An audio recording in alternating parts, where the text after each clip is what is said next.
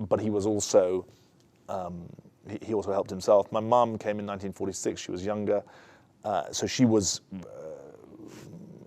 very much helped by people who took her, a family who took her in, successive families who took her in and helped her learn English first of all, and then become someone who could go to university and make something of herself. And so I think that she was very much helped by voluntary endeavor. So maybe there's some sense in which I'm trying to do for others what others did for her.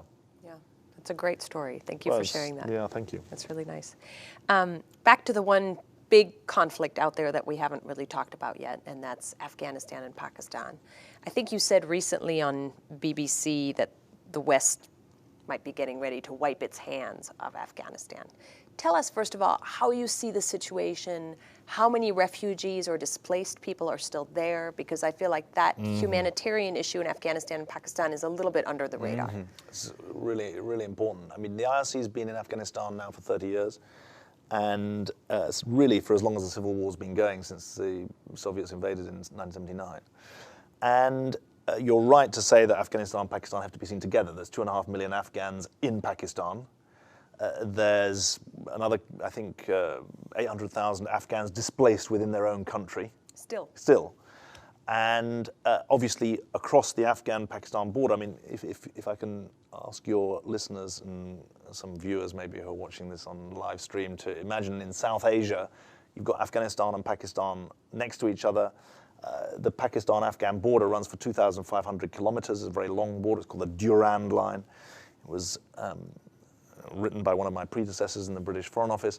You drew so many of them. Yeah, or not always with great success. That line is very porous. So the Pashtun communities that exist on both sides of the Durand Line cross over pretty easily and pretty frequently.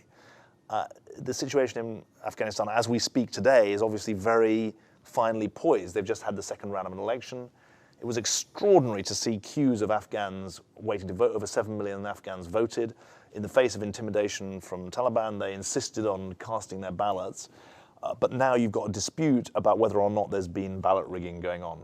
And obviously, neither you nor I know the facts of that, but what one